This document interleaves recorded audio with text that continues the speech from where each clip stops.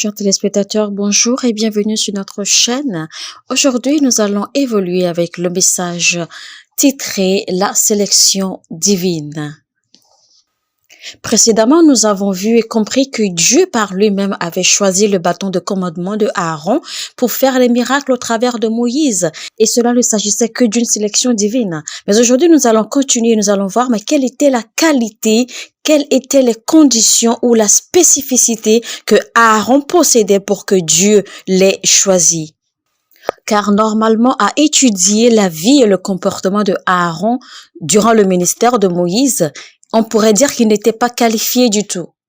Mais quelles étaient les caractéristiques qui ont fait que Dieu a choisi son bâton de commandement? La prédestination n'élimine pas les conditions. Que vous ayez été choisi ou appelé par Dieu ne veut pas dire que vous devez surpasser certaines conditions. Que vous soyez prédestiné à être élevé ou béni par Dieu demande forcément des conditions. Cela demande forcément des termes d'agrément. Car l'ordination n'exclut pas la sanctification. Quelles étaient donc les caractéristiques ou les conditions ou encore les qualités qui propulsent ou qui commandent une sélection divine? Si vous étudiez bien votre Bible, vous verrez que Dieu a dit que vous choisirez un bâton de la maison de Lévi. Mais c'était qui les Lévis? Quand vous lisez votre Bible dans Malachie 3.3, la Bible parle de purifier les fils de Lévi. Les Lévis, en fait, c'était une tribu qui a été mise à part par Dieu. Donc, Aaron avait le privilège de sortir de cette tribu choisie, sélectionnée et mise à part par Dieu pour le servir. Les Lévis, en fait, étaient une tribu que Dieu estimait énormément pour leur pureté. Donc, seuls les séparés ou les mis à part sont sélectionnés. Alors, si vous voulez jouir de la sélection divine, vous devez vous séparer du monde. Si vous voulez jouir d'une vie fortifiée, alors apprenez à éviter la femme de Potiphar. Il est écrit dans Hébreux 1, verset 9. « Tu as aimé la justice et tu as haï l'iniquité. C'est pourquoi, ô Dieu, ton Dieu t'a oint d'une huile de joie au-dessus de tes égaux. » Vous ne pouvez pas vous démarquer et ne pas être exceptionnel. Vous ne pouvez pas vivre comme tout le monde et espérer être élevé au-dessus de tout le monde.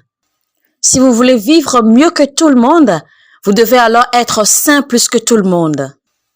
Un homme nommé Nicodème alla voir Jésus de nuit un jour et lui dit « Car personne ne peut faire ces miracles que tu fais si Dieu n'est avec lui. » Ça veut dire que je connais la clé pour avoir les miracles. Et la clé pour avoir les miracles, c'est la présence de Dieu. Comment alors avoir la présence de Dieu? Comment Dieu peut-il être alors avec quelqu'un? La Bible dit dans Jean 8, verset 29, « Celui qui m'a envoyé est avec moi, il ne m'a pas laissé seul parce que je fais toujours ce qui lui est agréable. Alors pour que j'aie la présence de Dieu avec moi, je dois faire les choses qui plaisent à Dieu. » La Bible dit dans Psaume 37, verset 37, « Observe celui qui est intègre et regarde celui qui est droit, car il y a une postérité pour l'homme de paix. » Dans Matthieu 5, 48, il dit « Soyez parfaits comme votre Père dans les cieux est parfait. » Dans Luc 6, verset 40, il est dit que les disciples ne peuvent pas être plus grands que leur maître. Alors si tout homme doit être parfait, qu'il soit comme son maître.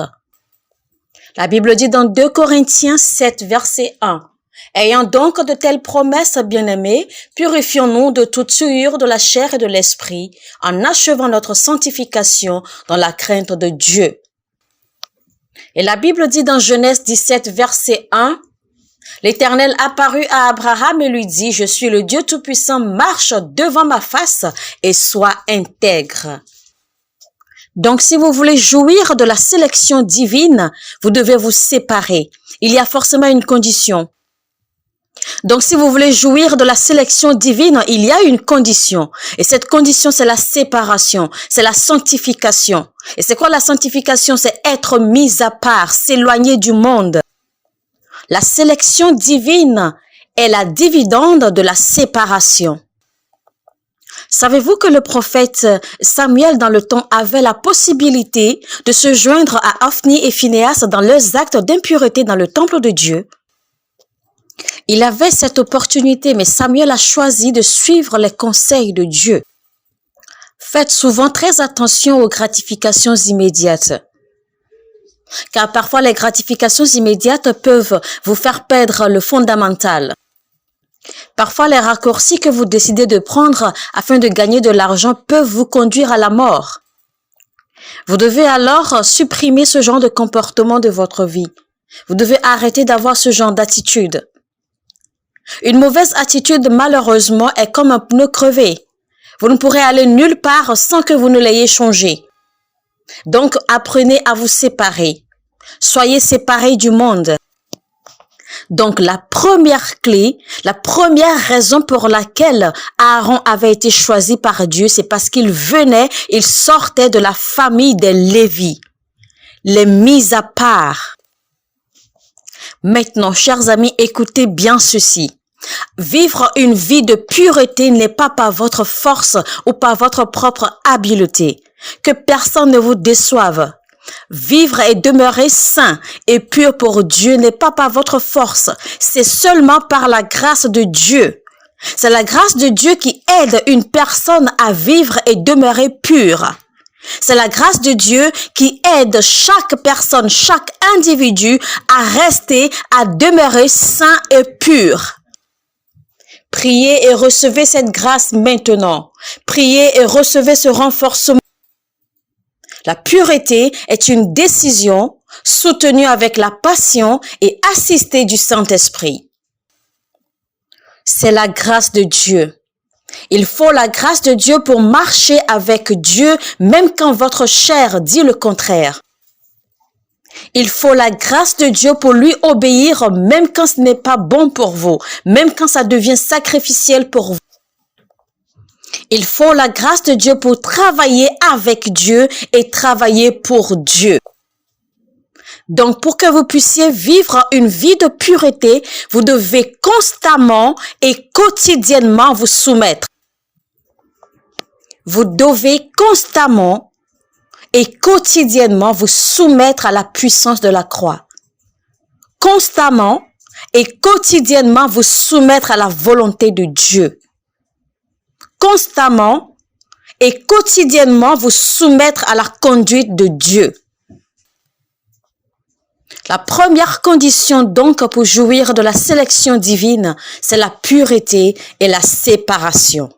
Vous devez vous séparer. Et n'oubliez pas ce que j'ai dit.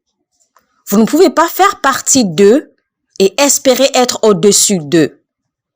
Vous ne pouvez pas vivre comme eux et ne pas finir comme eux. Pour que vous soyez exceptionnel, vous ne pouvez pas vivre comme tout le monde. Vous ne pouvez pas faire ce que tout le monde fait. Maintenant, voyons ce que Dieu dit dans Nombre 17, verset 2. Il dit, « Et prends d'eux une verge selon les maisons de leur père. » Selon les maisons de leur père. Ce qui voudra dire que la deuxième raison pour les sélections divines, c'est pour prolonger les noms de famille. La deuxième raison pour laquelle Dieu vous met à part. La deuxième raison pour laquelle Dieu vous choisit. Il vous sélectionne. Malgré que vous ne soyez pas qualifié, c'est pour que le nom de votre famille puisse se prolonger. Entre parenthèses, prenez rapidement note de ceci. Votre mission, votre première mission, quand vous êtes sélectionné, quand vous êtes élu de Dieu, c'est votre famille immédiate. Les premières personnes sur lesquelles vous êtes appelés à avoir de l'impact quand vous êtes sélectionné, quand vous êtes choisi de Dieu, c'est les membres de votre famille immédiate. Toute bénédiction de Dieu a des bénéficiaires immédiats. Toute bénédiction qui doit aller, qui doit déborder, qui doit se prolonger vers l'extérieur, doit sortir du débordement de l'intérieur. La sélection divine de Dieu sur vous fait de vous l'extension de votre famille. Vous n'êtes pas sélectionné et élu ou béni par Dieu pour vous-même. Vous êtes un projet de Dieu afin de conduire et d'expandre votre famille. Votre sélection, votre élévation doit se refléter dans votre famille immédiatement. Si Dieu vous a choisi, vous a sélectionné du milieu de votre famille, c'est parce qu'il a vu cette famille et il voudrait que vous soyez une extension du nom de cette famille. C'est parce qu'il voudrait que vous soyez une bénédiction, la main qui couvre cette famille avant toute chose à l'extérieur.